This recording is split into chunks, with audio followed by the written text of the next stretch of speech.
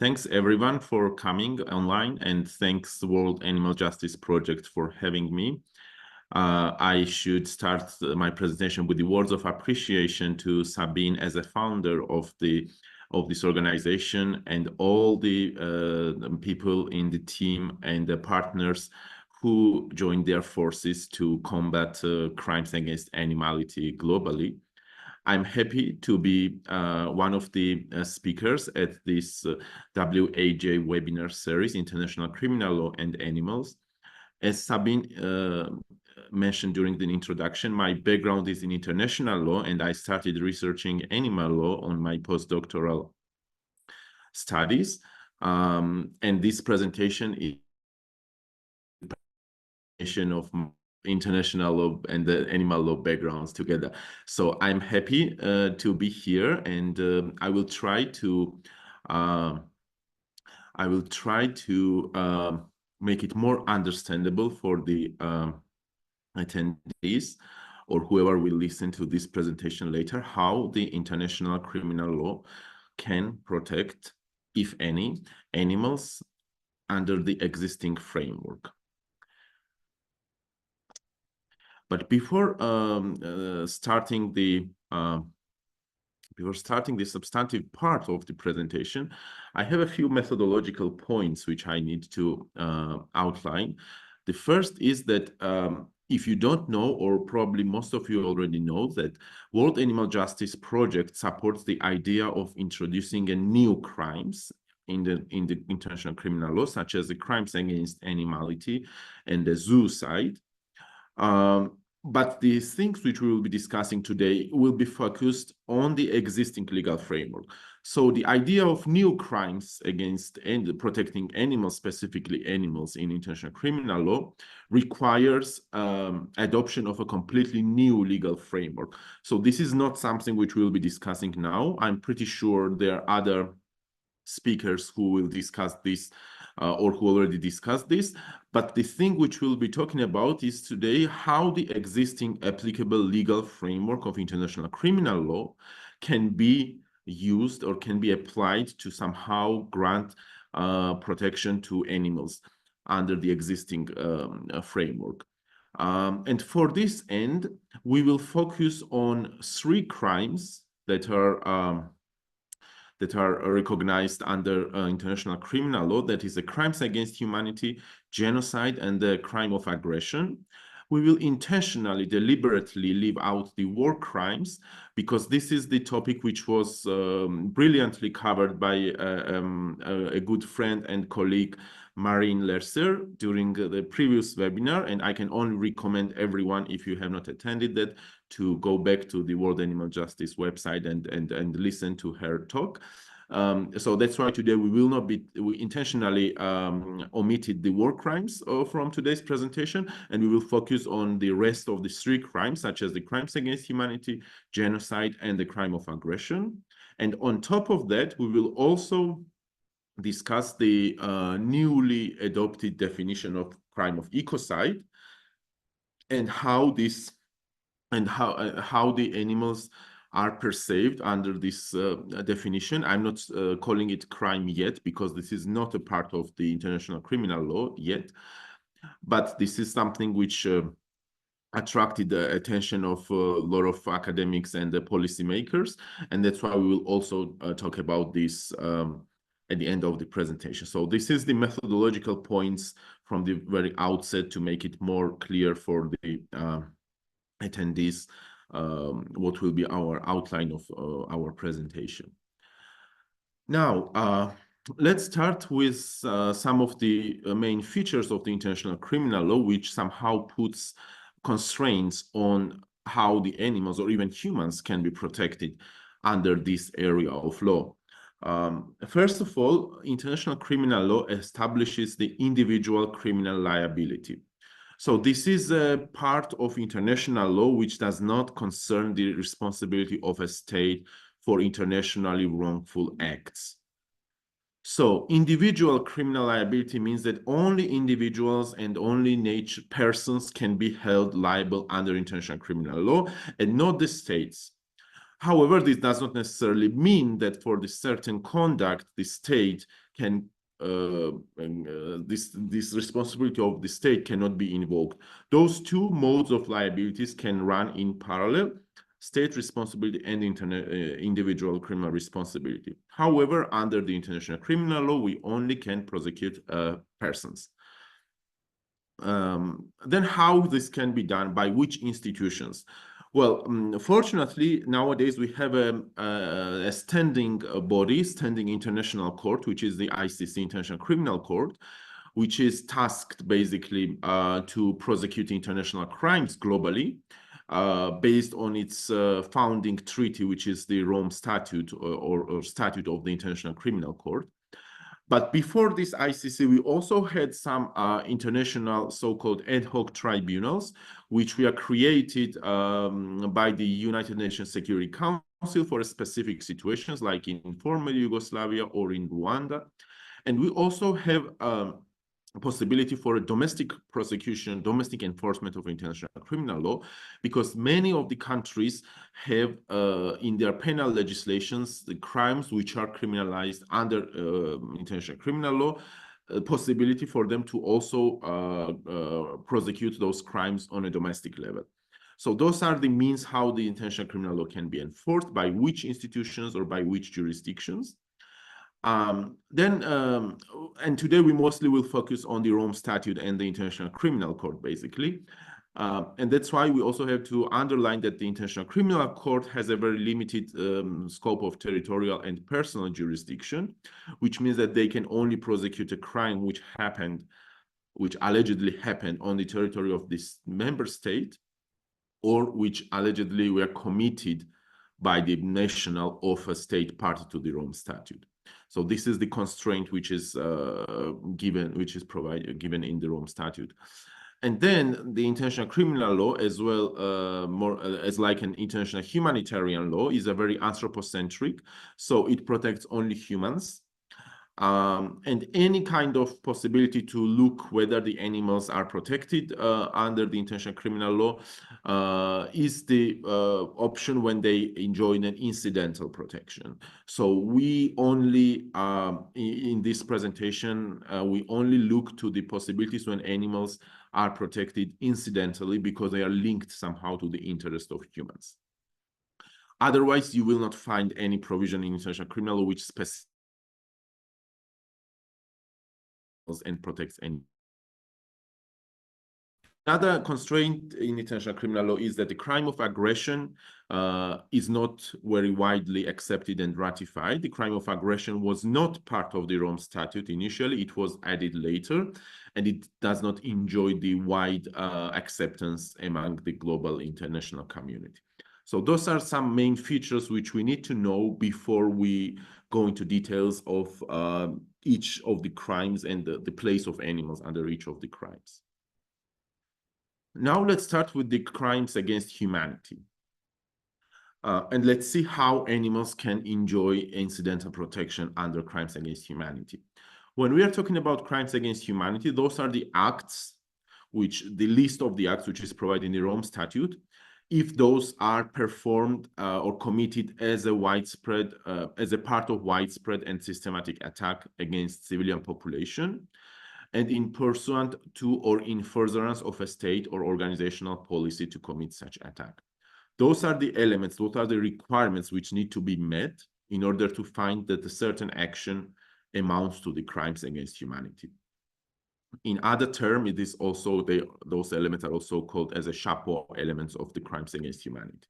So if there is a single act of violence against the civilian population, this would not amount to crimes against humanity, because for the crimes against humanity, we need to have a widespread and a systematic attack. And these attacks should be part of the organizational or state policy. When we are talking about attack within the meaning of the crimes against humanity, we need to understand that this is not specifically an armed attack, although it may involve the weapons, of course. But this can also be a different type of violence, which is, for example, multiple commission of the acts like torture or starvation, etc. So this is not necessarily the attack for the meaning of the term attack under the crimes against humanity does not necessarily involve the armed attack. And the crimes against humanity can be committed during a war and the peacetime.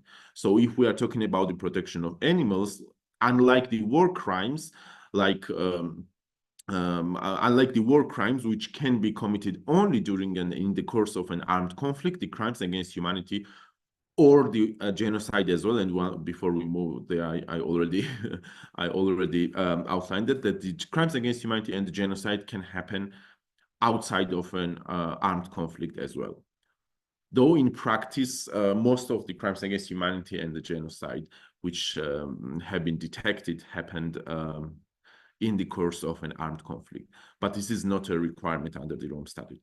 So those are the elements for the crimes against humanity. And now let's see which acts are prohibited and which are the specific acts which can involve animals, which can involve the incidental protection to animals. So the crimes against humanity prohibits the murder or extermination or torture of humans. Well, we might ask like how this is related to animals, but murder, extermination, or torture can happen also by means of starvation, right?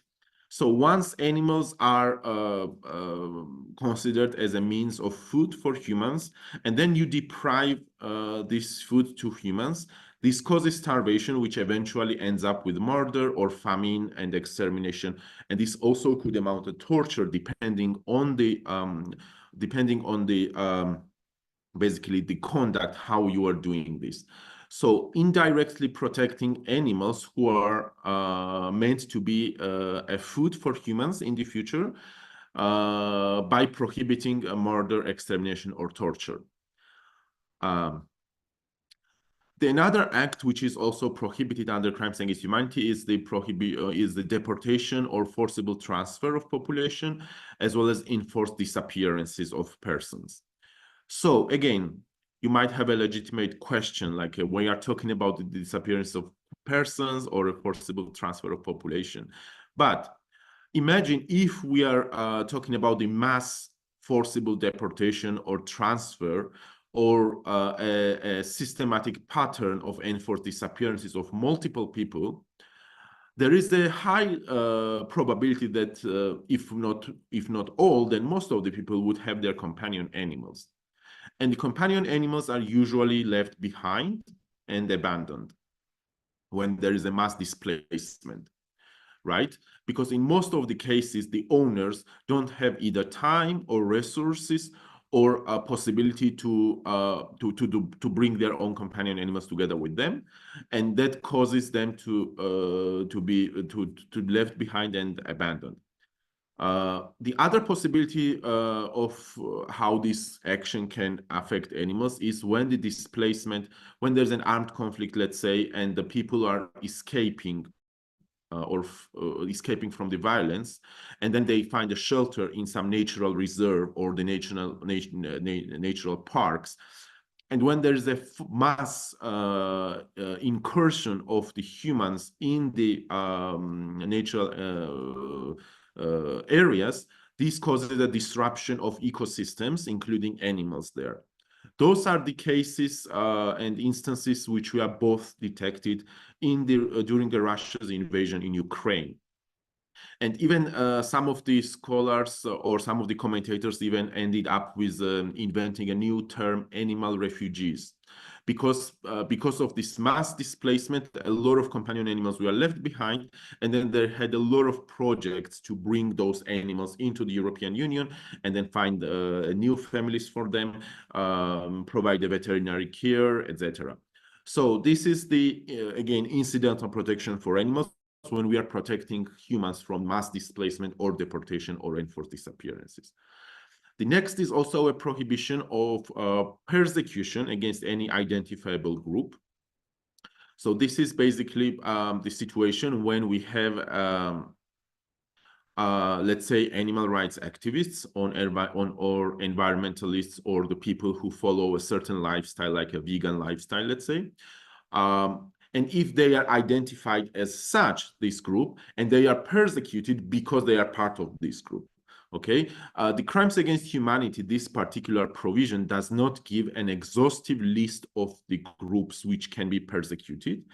This says that there is a let's say it enumerates like racial, political, gender groups, but it also says that, or any other group which has a similar character, let's say, right? So if we have a group which is identified as such, and if they are targeted because they are part of this group, this can be prosecuted as a crimes against humanity of persecution.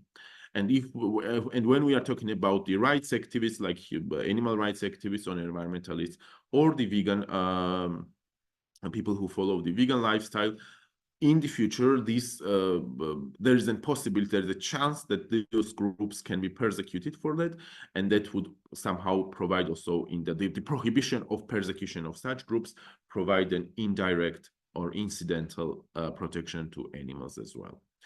And then the last is the prohibition on other inhumane act of a similar character, intentionally causing great suffering or serious injury to body or to mental or physical health. So this is also a residual clause which leaves it open for the court to determine whether any other act can also qualify as a crimes against humanity. And there can be multiple examples, like destruction of some natural reserves, which then cause the great suffering for humans, let's say, but at the same time it caused the suffering of animals who were living in this reserve, or a trafficking in human beings or trafficking in animals as well, if this is a large scale and is somehow related or linked to the human interest. So this is basically the open possibility, open window for the court to establish whether any inhumane act, which potentially could involve also animals, can be prosecuted as a crimes against humanity. Now let's move to the crime of genocide. So unlike the persecution under the crimes against humanity, where we don't have an exhaustive list of the groups which can be targeted, for the crime of genocide, we have a clearly defined and exhaustive list of the protected groups. So the crime of genocide can only happen against racial, national, ethnic, or religious groups. Okay, so there is no any possibility for political groups, for gender, that the genocide can happen against them. Well, they might be targeted and they might be subject of violence, and that could amount to multiple different crimes, but not genocide. Okay, so we need to have 4 distinct groups which are protected under the crime of genocide, and then on top of that, we need to have a special intent, which is also called in Latin as a dolus specialis. And this intent is to destroy in whole or in part this protected group. Okay, so these are the 2 main elements for the crime of genocide, which need to be met in order to then identify whether the genocide happened or not. And then we have a list of the acts by means of which the genocide can be committed. And you see them on the screen. Let's now see how those acts can, how the conduct of possible perpetrator of genocide can be manifested in a way to incidentally also protect animals. Again, we go on the possibility of a killing of a people by starvation, right? Because the killing of the members of the group is one of the acts by which the genocide can be committed. So if a perpetrator commits this killing of the group by starving them, and if the starvation happens because they exterminated all the animals which were intended for to feed the humans, then this would amount to a crime of genocide, provided that we do have these 2 elements left, these initial elements, that there's a protected group and there is a special intent to destroy in whole or in part this protected group. Then another act by which genocide can be committed is on causing serious bodily or mental harm to members of the group, and this can also happen by starving them. So they might not be killed, but they would, the starvation and famine could bring also a serious mental and a physical suffering to the groups, right? And then there is also a possibility to commit a genocide by deliberately inflicting on a group conditions of life calculated to bring about its physical destruction in whole or in part. Again, you might not directly shoot and kill members of the group, but you might commit something else which is intended to fully or partially exterminate this protected group, right? And this is again a residual clause because and throughout the practice of the International Criminal Court, there were multiple situations which were established to be an infliction of conditions that were calculated to bring about the physical destruction for in whole or in part. For example, sexual abuses. Sexual abuse is not the act which is directly listed in this provision, but the sexual abuses were considered as imposing or inflicting the condition to the group that eventually would end up by physical destruction of the group. And in the same manner, it can be interpreted that, for example, destruction of natural environment of a specifically protected group or around this group could, for example, contamination of the water or setting fire on the forest adjacent to their dwellings, etc. This is not a directly killing of them, but if the intent is to exterminate or destroy in whole or in part this particular specific protected group, then it can happen by means of destruction of natural environment. And if you destroy the natural environment, it is inevitable that the animals, especially the wildlife fauna who are living in these areas, would also be affected. So by protecting the specific groups from infliction of the conditions of the life that are calculated to bring the physical destruction of them, we also incidentally protect of animals if this kind of act is intended to be committed through the destruction of a natural environment. And then we also have two other acts which are imposing measures intended to prevent births and also a forcible transfer of children. And those are not that much relevant in relation to animals. Now, there is another opportunity, which is a bit a new understanding, let's say, of the crime of genocide. But I read the article about the possibility of recognition of the belief of animal liberation as a religion under the US Constitution. I would only recommend this article to you, which was published 10 years ago. And the author of this article submits that the Church of Animal Liberation as a religion or as a religious institution can be established in the US, and this is guaranteed under the US Constitution. So this is not something which is like a very usual, let's say. We don't really meet the churches or religious institutions believing in animal liberation as such and based on this belief, right? But in the future, if we assume that the let's say beliefs in animal liberation or animal rights could amount for some people as a religion, and they would establish the Church of Animal Liberation or Church of Animal Rights or any other churches, that could also be considered as a religious group protected under the crime of genocide.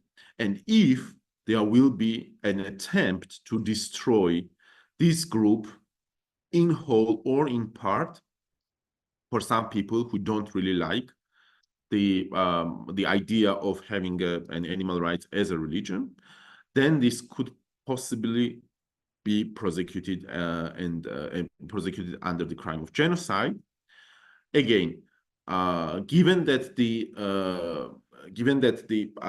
beliefs in the beliefs of the specific religious groups or religious institution is based on the animal rights, and it is not let's say, subsidiary to something else which is founded, which was basically the motivation of the people to found this specific church. Okay.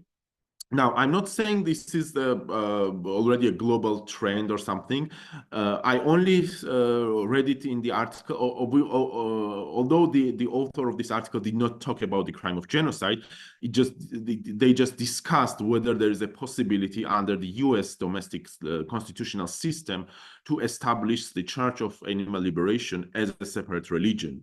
And you can find this article, which is freely accessible online, if you will be interested in that. So this is also another option, probably in the future, because not now. At least I am not, to the best of my knowledge, there is no such church or such religious institution so far anywhere in the world, which is based or which is founded on the beliefs of animal rights and animal liberation. But we cannot exclude this possibility in the future.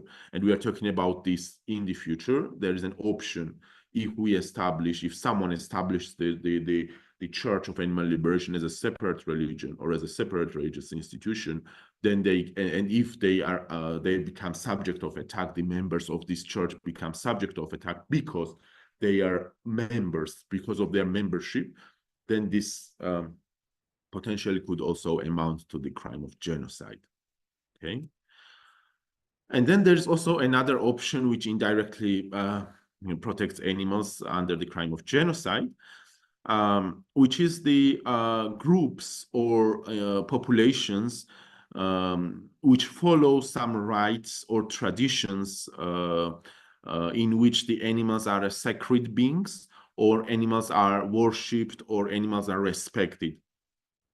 The notion of so-called cultural genocide involves the possibility when someone does not directly kill the members of the protected group, but they try to destroy their, let's say, the identity by means of destroying or annihilating their culture, their traditions, their rights, their customs, etc. And by this means, they try to destroy or dismantle the entire group as such, okay? So they might not kill directly the people, but they try to basically destroy everything which unites those people and their culture. So now we have certain indigenous populations in different parts of the world who are identified as such, a distinct ethnic groups, so they are directly protected under the crime of genocide. And if in these communities, the animals are respected or worshipped, or there are specific rites or traditions involving animals, and then the animals are either or those traditions are either prohibited or prevented, or I don't know, in any other manner, either animals are deprived or to participate in those rights, etc. This could somehow amount also a crime of genocide if we find that the people who are doing this are committing this because with the intent to destroy in whole or in part the specific ethnic group, which is some indigenous communities. And when we are talking about the destruction in whole or in part, this does not necessarily mean this like a multitude of people. Some indigenous populations are only 100 persons, let's say, right? So if you are trying to culturally destroy their traditions and culturally dismantle their identity, then this group would not exist, even though you physically don't kill like many of them or even one of them, right? But if you intend to do that, this could potentially also amount to, because in the future, if there is no their identity, there is no such ethnic group. And then that's why and this does not refer specifically to animals. It is one of the option to destroy the culture and identity of the groups.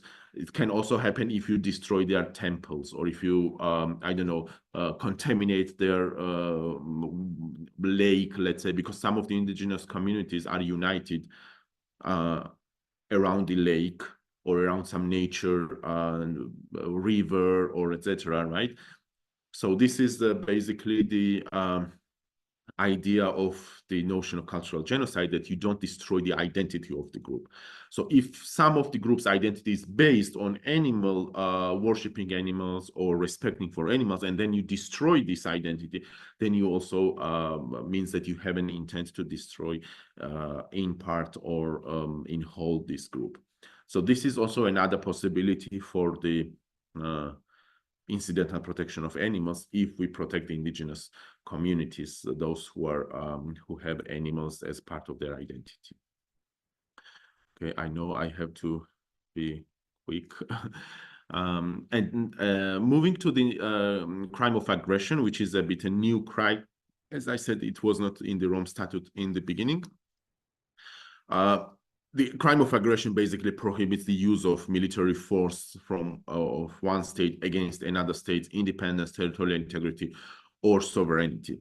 So this is the less likely the situation when the animals can be involved, but then the Rome Statute lists the actions how this crime of aggression can be manifested, and two of those actions are the invasion or attack by an armed forces, and then the blockade of the ports or coasts of a state by an armed forces of another state. Now, whereas those actions are directly directed against let's say weakening of an enemy state and against either territorial disintegration of or against sovereignty or political independence of that country, this can also affect an animals. And this is exactly what happened in Ukraine, let's say, when the Russian forces blocked some of the ports or some of the roads, and that caused the disruption in the supply chain of animals, supply chain for food for animals in farms or in zoos or in shelters, in sanctuaries, and they simply ended up being killed or being intentionally exterminated because there was no enough food for them. So even though the crime of aggression is not directly directed against humans, this is mostly interstate well, we cannot call it dispute. It's kind of violation of the most peremptory norm of international, but still it's between states. But despite this, the animals can also be affected if the crime of aggression is manifested by means of invasion or attack, or by means of blockading the ports where the supply of food or any other cargo is coming. And that could affect the animals who are in captivity, so who are under the control of humans, and they are expecting that their food or their necessity, I mean, whatever they are in need of would arrive. But because of this blockade, the supply is prevented. And now, lastly, we move to the crime of ecocide. As I mentioned, the crime of ecocide is not part of the Rome Statute yet. In 2020, a group of experts under the initiative of the Stop Ecocide Foundation gathered. They worked for the 6 months, and they adopted a definition of an ecocide, which then they referred to the Assembly of the State Parties of the Rome Statute, with the recommendation to adopt it as a new crime in the Rome Statute. So far, we don't have any update of whether the Assembly of State Party was happy with that, or they plan to do that. It might take forever, or sometimes it might take a few years if there is a political will. So for now, when we are talking about the crime of ecocide, it's just a non-binding expert opinion. So it's not the legally binding international crime, but who knows what's going to happen in the future. So the important thing in the crime of ecocide is that when the experts issued this definition, they also it also came with the commentaries. But if you look to this wording of the article and the commentaries, you don't find any animals there.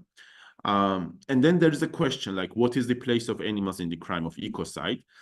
And we see how the environment, because, well, obviously I will not go into details of this definition, but it basically says that the crime of ecocide is the acts which are basically intended for the destruction of environment, let's say, right, in a nutshell. And then what is the environment? The environment itself is defined in this article. It says that the environment is an Earth, its biosphere, cryosphere, lithosphere, hydrosphere, and atmosphere, as well as outer space. It should be noted that this is the first time ever in international law that environment is defined, because in all the other areas of law, like international humanitarian law or international environmental law, the environment is not defined. What is environment? So the experts basically here they took this initiative to do it first time, but there is no animals specifically provided under this definition. And then we focus on the biosphere part of the environment. And the question here is which animals or which categories of animals fall under the definition. Well, if we are talking about the biosphere, then the biosphere is basically all the living organisms, including bacteria, viruses, fungi, bugs, insects, etc. But in a logical sense, probably the animals who can be, and all categories of animals are also part of biosphere. Even humans are part of biosphere. So we have a question here. And I don't have a clear answer for now, but this is something which we all can think about. The wildlife fauna are probably part of the biosphere, but again, not because of their intrinsic value, but because they are elements or components of the natural environment and the biodiversity. But can farm animals, let's say, be part of this?